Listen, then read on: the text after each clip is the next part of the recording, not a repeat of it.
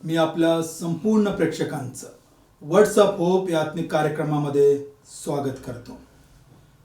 आपण सर्व मिळून परमेश्वराच्या नावाला धन्यवाद देऊया, देवाची स्तुती करूया, कारण तोच खरा एकमेव परमेश्वर आहे. तोच आम्हाला जीवन देतो आणि मरणही त्याच्याच द्वारे आम्हाला प्राप्त होतं. हे लक्षात घ्या. जीवन आणि मरण हे परमेश्वराच्या हातामध्ये आहे. याला कोणीच नाकारू शकत नाही आणि नाकारणारही नाही, कारण जीवन देणारा देवबाप आहे, तसंच मरणही त्याच्या इच्छेशिवाय होत नाही. हे लक्षात घ्या. हो, काही वेळेस मनुष्याच्या स्वतःच्या चुकीमुळे, अपघातामुळे त्याला मरण येतं, पण जीवन आणि मरण हे परमेश्वराच्या हातामध्ये आहे. हे तुम्ही आणि मी विसरून जाऊ नये. जीवन देणं त्याच्या हातामध्ये आहे. हे सर्वात महत्वाचं आहे. सर्वात महत्वाचं आहे की तुम्ही आणि मी या जगामध्ये आहोत. तर याचा अर्थ अशा प्रकारचा आहे की आम्ही जिवंत आहोत, पण काही वर्षानंतर आम्हालाही मरण आहे. हे तुम्ही आणि मी विसरून जाता कामा नये, कारण कोणीच या जगामध्ये सदा सर्व काळासाठी आलेलं नाही. हे सर्वांना माहीत आहे. तो आस्तिक असो का नास्तिक असो. पण काहींच्या कल्पना मरणासंदर्भामध्ये वेगळ्या आहेत. काहींना वाटतं की मरणानंतर पुनर्जन्म आहे, पुन्हा मानवाचा जन्म प्राप्त होणार आहे. या भोळ्या कल्पना आहेत. तसं होत नाही, तसं झालेलंही नाही. हो, पुष्कळशा वेळेस काही लोकांनी तशा प्रकारचा दावा केला की मी पूर्वीच्या काळामध्ये किंवा पूर्वीच्या जन्मामध्ये मी असा होतो आणि आता असा आहे, पण त्याला काहीच सिद्ध करता आलं नाही. आजपर्यंत कोणी सिद्ध करू शकला नाही. यावरून काही गोष्टी आम्हाला कळणं महत्वाच्या आहेत. पण आज आपण धडा शिकणार आहोत, लेसन शिकणार आहोत, आणि ते म्हणजे मृत्यूच्या दुसऱ्या बाजूकडून. की मृत्यूची दुसरी बाजू काय आहे, ती आम्हाला काय सांगतं. कारण अनेक लोकांचा समज आहे मरण म्हणजे सर्व प्रकारची सुटका, आणि मग तिथे आम्ही शांत राहू आणि मग आमच्यावर काही संकट, अडचणी, समस्या या जीवनामध्ये राहणार नाही, असं वाटतं अनेकांना. पण आज पवित्र शास्त्र तुम्हाला आणि मला मरणाची दुसरी बाजू काही सांगणार आहे. त्याच्यापासून काही धडे आपण शिकणार आहोत. आपण प्रार्थना करू आणि या लेसनकडे, मरणाच्या दुसऱ्या बाजूपासूनच्या धड्याकडे आपलं लक्ष आपण केंद्रित करूया. आपण प्रार्थना करू.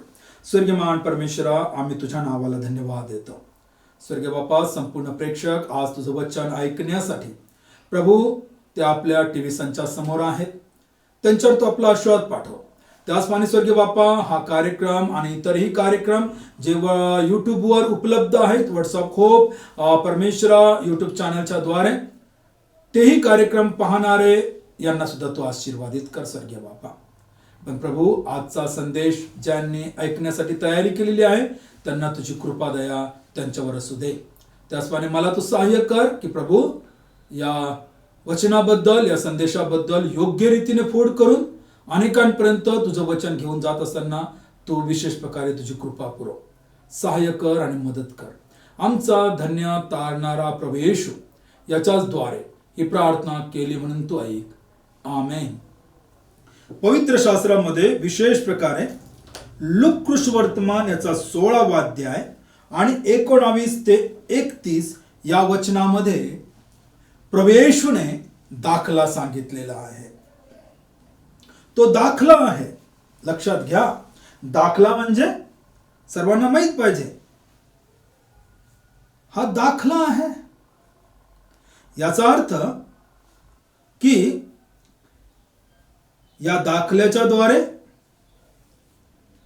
काहीतरी घडणार आहे किंवा काहीतरी केलेलं आहे. या दोन गोष्टी आहेत. दाखला ज्यावेळेस प्रभू ख्रिस्ताने सांगितला त्याचा अर्थ आहे काहीतरी घडणार आहे. त्याचप्रमाणे आम्हाला काहीतरी करायचं आहे. या काही गोष्टी दाखल्यामध्ये समाविष्ट आहेत. उदाहरणार्थ पेरणाऱ्यांचा दाखला, की ते कशा प्रकारे बी पेरणारा आहे. याचा अर्थ आम्हाला सांगण्यात आलेला आहे की बी पेरायचं आहे आणि बी पेरणं हे फार महत्वाचं आहे. आणि त्याचं संपूर्ण त्याचं स्पष्टीकरण सुद्धा पवित्र वचनामध्ये सांगण्यात आलेलं आहे. आणि म्हणून हा जो काही दाखला आहे, जो पवित्र शास्त्रामध्ये प्रवेश ख्रिस्ताने सांगितलेला आहे, तो दाखला विशेष प्रकारे एका श्रीमंत व्यक्ती संदर्भामध्ये आहे आणि गरीब लाजर या व्यक्ती संदर्भामध्ये आहे.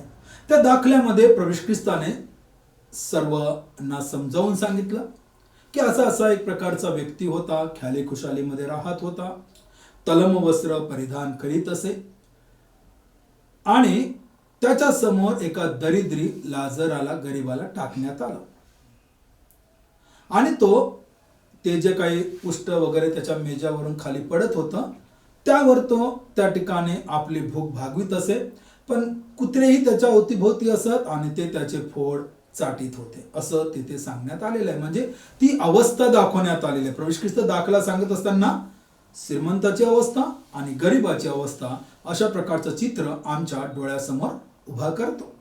त्याचप्रमाणे सांगण्यात आलं की तो गरीब लाजर मरण पावला.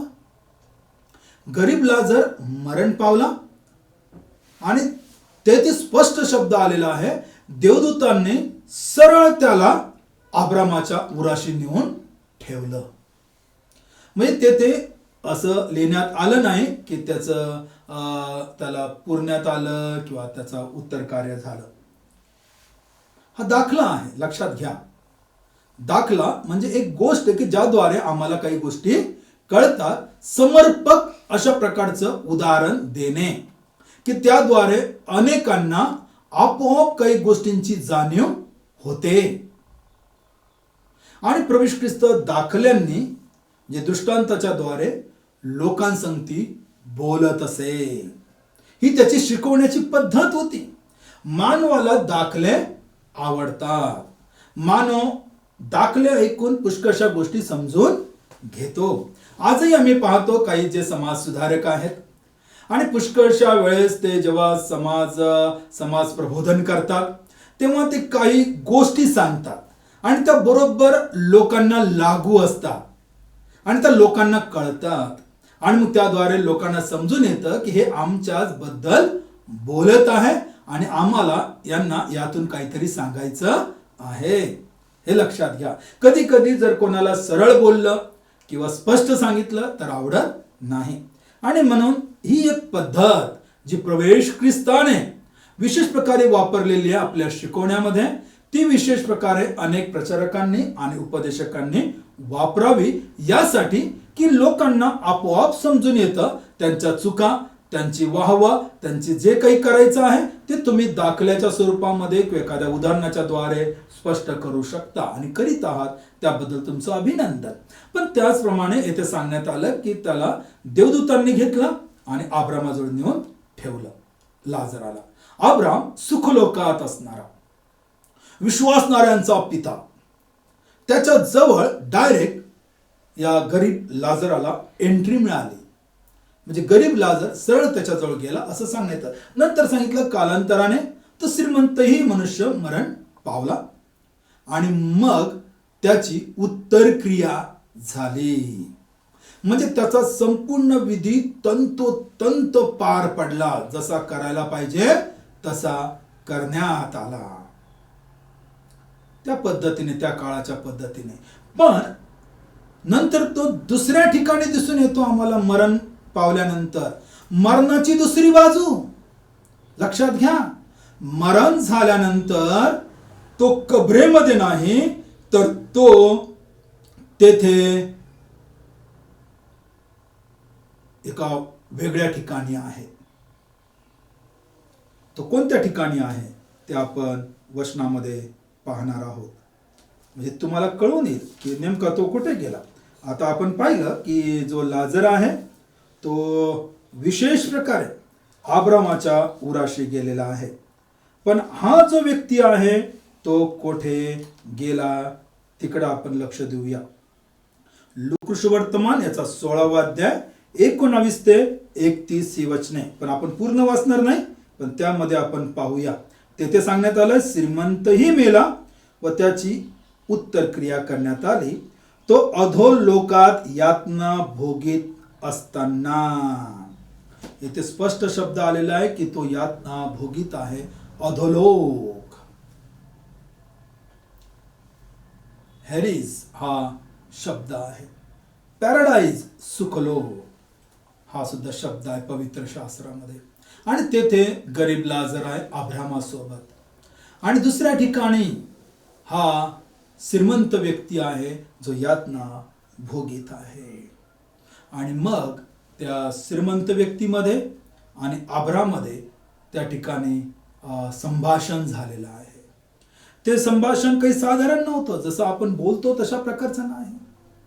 अत्यंत दुःखाने, कष्टाने, त्रासामधून, यातनेमधून भयंकर अशा प्रकारचं त्या ठिकाणी असणारं जे काही शिक्षा आहे, त्या शिक्षेमधून हा मनुष्य काकुळतेने अब्राहामासंगती बोलत आहे. हा दाखला वाचण्यासाठी तुम्हाला विशेष प्रकारे पवित्र शास्त्रामध्ये जाऊन वाचन करणं गरजेचं आहे.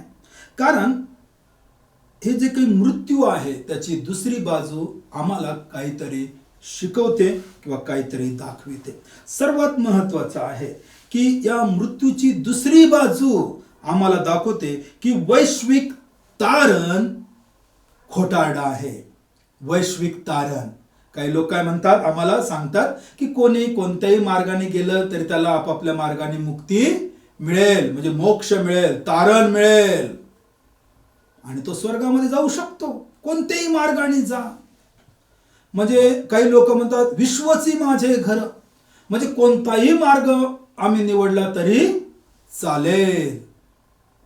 पण बायबल आम्हाला सांगतं की वैश्विक तारण खोटारडा हे मृत्यू आम्हाला दाखवून देते. तर श्रीमंत मनुष्याला वाटलं की मी मरण पावल्यानंतर स्वर्गामध्ये जाणार, पण तो मरण पावल्यानंतर त्याला दिसून आलं की त्याला नरक म्हणजे अधोलोक मिळालेला आहे.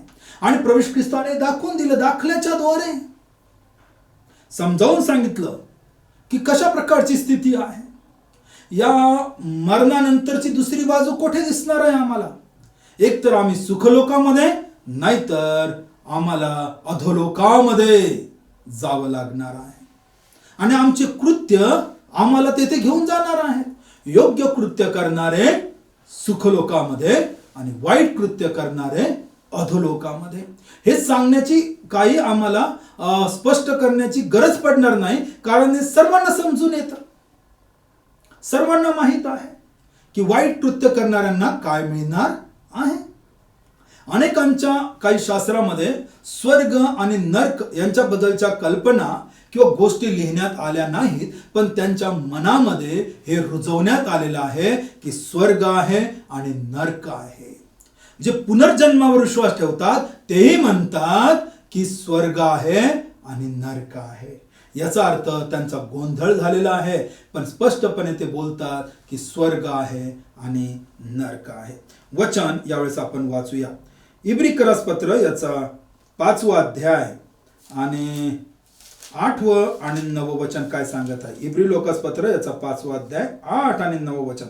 तो पुत्र असूनही त्याने जे दुःख सोसले तेने करून तो आज्ञाधारकपणा शिकला आणि परिपूर्ण केला जाऊन तो आपल्या आज्ञेत राहणाऱ्या सर्वांचा युगानयुगीच्या तारणाचा करता झाला. म्हणजे तारण प्रभू येशू पासून आहे हे स्पष्ट येथे सांगण्यात आलेलं आहे. त्याचप्रमाणे मत्ते कृष्णवर्तमान याचा 25वा अध्यायामध्ये आपण जाणार आहोत आणि एक वचन त्यामधलं पाहणार आहोत. मत्ते कृष्णवर्तमान याचा 25वा अध्याय आणि यामधलं एक वचन मी आपल्या सर्वांसाठी वाचतो, म्हणजे तुम्हाला कळून येईल. मत्ते कृष्णवर्तमान याचा 25वा अध्याय आणि 46वा वचन, या अध्यायामधलं शेवटचं वचन. ते तर सार्वकालिक शिक्षा भोगाव्या जातील आणि नीतिमान सार्वकालिक जीवन उपभोगावयास जातील. बायबल आम्हाला सांगतं ते तर सार्वकालिक शिक्षा भोगावया जातील. जे वाईट कृत्य करणारे आहेत, जे देवाला न मानणारे आहेत, ज्यांनी ख्रिस्ताची सुवार्ता मान्य केली नाही किंवा सुवार्ता त्या ठिकाणी स्वीकारली नाही, ते सर्व शिक्षा भोगाव्या जातील. तिथे शिक्षा हा शब्द आलेला आहे, पण त्याच्या पूर्वी शब्द आलेला आहे, आधी आलेला आहे सार्वकालिक शिक्षा. लक्षात घ्या, सार्वकालिक शिक्षा. म्हणून वैश्विक मुक्ती किंवा वैश्विक तारण हे खोटारडं आहे हे स्पष्ट होतं. आणि मरणाची दुसरी बाजू हा दाखला आम्हाला शिकवित आहे. त्याचप्रमाणे पवित्र वचन तुम्हाला आणि मला सांगतं की मृत्यूनंतर सर्वात महत्वाचं आहे, या भूतलावर आम्हाला पुन्हा जीवन नाही. मृत्यूनंतर या भूतलावर आम्हाला पुन्हा जीवन नाही. याचा अर्थ पुनर्जन्म नाही. म्हणून जे काही भौतिक सुखविलास आहे, आमच्या मरणामध्येच ते सर्व नष्ट होऊन जातं, कारण त्याचा उपभोग घेण्यासाठी पुन्हा आम्ही भूतलावर येणार नाही. ही मृत्यूची दुसरी बाजू आम्हाला दाखवित आहे. या दाखल्यामधली की दरिद्री लाजरही पुन्हा भूतलावर आला नाही आणि अधोलोकामध्ये असलेला श्रीमंतही त्याचं सुखविलास भोगण्यासाठी पुन्हा त्याला संधी मिळाली नाही. हे स्पष्ट आम्हाला समजणं फार महत्वाचं आहे. पवित्र शास्त्रामध्ये काय सांगण्यात आलेलं आहे तिकडे पाहूया आपण. जुन्या करारामध्ये विशेष प्रकारे आपण वाचणार आहोत उपदेशकाचं पुस्तक. या उपदेशकाच्या पुस्तकामधलं 12वा अध्याय आणि 7वं वचन काय सांगतं तिकडं लक्ष देऊया आपण. उपदेशकाचे पुस्तक याचा 12वा अध्याय आणि 7वं वचन. तेव्हा माती पूर्ववत मातीस मिळेल आणि देवाने दिलेला आत्मा त्याचकडे परत जाईल. माती मातीस पूर्ववत मिळेल. लक्षात घ्या, अनेक लोकांच्या प्रेतक्रियेचे, दफन विधीचे किंवा उत्तर कार्याच्या विधी वेगवेगळ्या आहेत. काही लोक पुरतात, काही जाळतात, वेगवेगळ्या पद्धतीने तशा प्रकारचं स्मशानभूमीमध्ये आपापल्या पद्धतीने कार्य केलं जातं.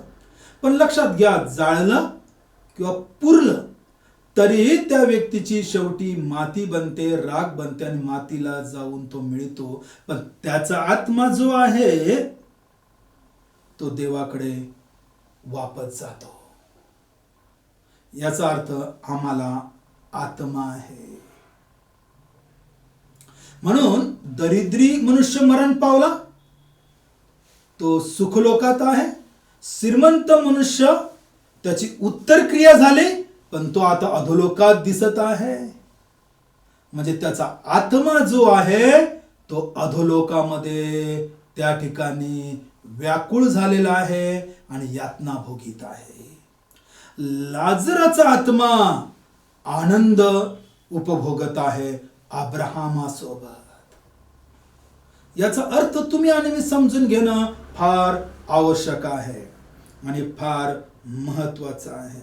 त्याचप्रमाणे हा जो दाखला आहे, या दाखल्यामधली मृत्यूची दुसरी बाजू आम्हाला शिकविते किंवा आमच्यासाठी धडा आहे की मरणानंतर आम्हाला शिक्षा किंवा बक्षीस ठेवलेला आहे. एकतर शिक्षा असू शकते किंवा बक्षीस असू शकतं. वचन आपण यामधलंच वाचणार आहोत.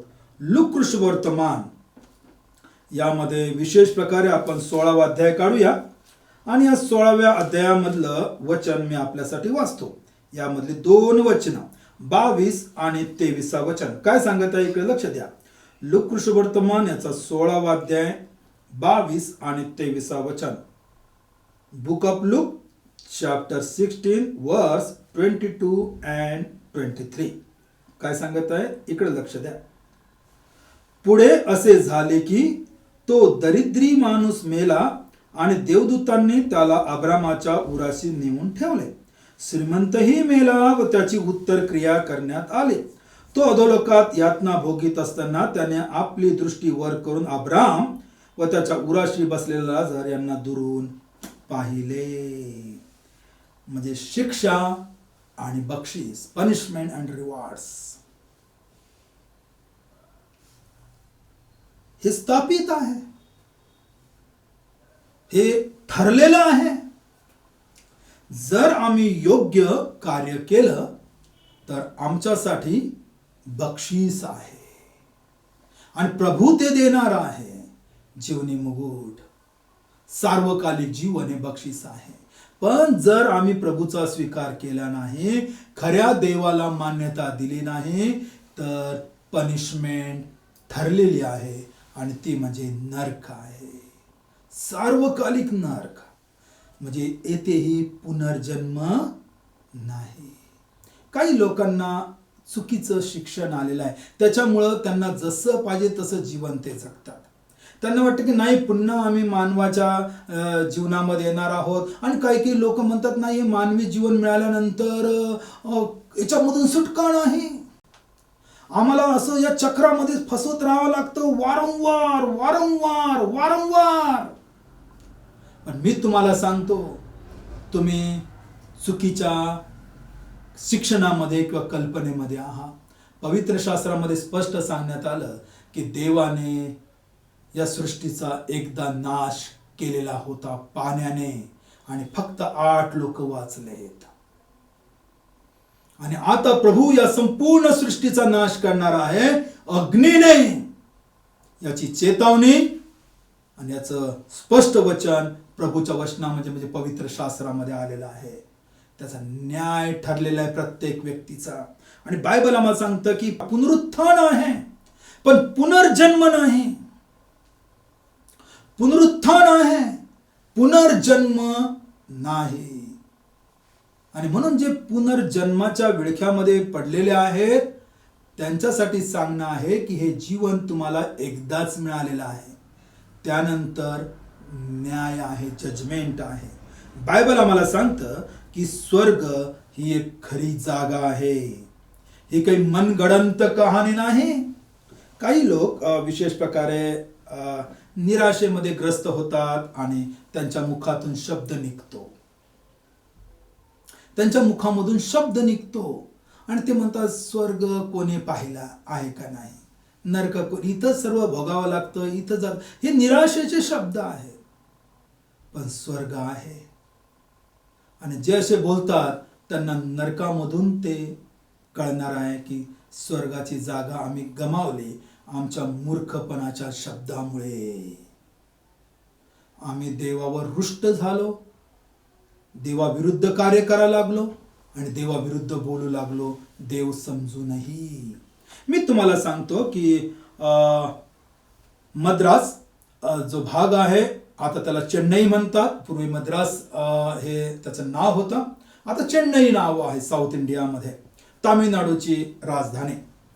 या शहरामध्ये अनेक वर्षापूर्वी एका व्यक्तीने एक अभियान चालवलं आणि ते होतं नो गॉड, देव नाही. आणि त्याने त्याचा फ्लॅग ठेवला होता ब्लॅक, काळा झेंडा. आणि मग त्याने त्याचा प्रचार सुद्धा मोठ्या प्रमाणामध्ये केला, देव नाही, देव नाही, देव नाही, देव असेल तर असं का करू शकतो. वेगवेगळ्या त्याने कहाण्या सांगितल्या आणि मग तो तसा प्रचार करीत गेला. आणि कालांतराने त्याने त्याच्या मुलाला त्याच्या गादीवर बसवलं की तूही असा प्रचार कर. पण काही वर्षानंतर तो व्यक्ती भयंकर आजारी पडला वयोवृद्धामुळे आणि मग त्याचं मरण त्याला दिसायला लागलं. त्यावेळेस त्याने आपल्या मुलाला जवळ बोलवलं आणि सांगितलं की मुला, मी चुकीचं शिकवत होतो, मला माहित आहे देव आहे, पण मी तशा प्रकारे शिकवलं, कृपा करून तू तसं करू नको. आणि नंतर कालांतराने तो मुलगा प्रभूचा सेवक बनला आणि तो प्रभूचं कार्य करीत आहे आजही चेन्नई भागामध्ये. याचा अर्थ अशा प्रकारचा आहे की काही लोक बोलतात पण त्यांना स्वतःला समजतं की स्वर्ग आहे आणि खरी जागा आहे. कारण पवित्र वचनामध्ये प्रभू येशू ख्रिस्ताने स्वतः म्हटलेलं आहे की मी जातो, तुमच्यासाठी जागा तयार करतो आणि पुन्हा येतो तुम्हाला घ्यायला. बायबलमध्ये स्पष्ट सांगण्यात आलेलं आहे. त्याचप्रमाणे नरकही सत्य आहे. आणि मी तुम्हाला सांगतो की हा धडा आम्हाला काय शिकवतो, मृत्यूच्या दुसऱ्या बाजूमधला, की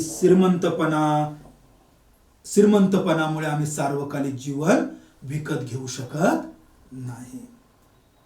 काही लोक भरपूर पैसे देतात काही काही ठिकाणी आणि म्हणतात की आता आमच्यासाठी काहीतरी यज्ञ करा. त्यांना वाटतं तसं. कदाचित या जगामध्ये काही गोष्टी त्यांच्या मनासारख्या घडत असतील, मला माहित नाही. पैसे दिले जातात, पण जे सर्वकालिक जीवन आहे, स्वर्ग आहे, ते श्रीमंतीपणामुळे किंवा पैशामुळे मिळणार नाही. हे लक्षात घ्या.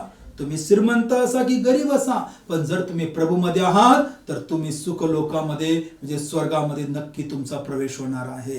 जर तुम्ही प्रभूचा स्वीकार केलेला आहे आणि प्रभूच्या आज्ञेप्रमाणे जाता. बायबलमध्ये जक्कई नामक व्यक्तीची गोष्ट सांगण्यात आलेली आहे की हा व्यक्ती जो होता जकातदार होता, पापी होता, लोकांना लुबाडलेलं होतं आणि भरपूर पैसा त्याच्या घरामध्ये होता.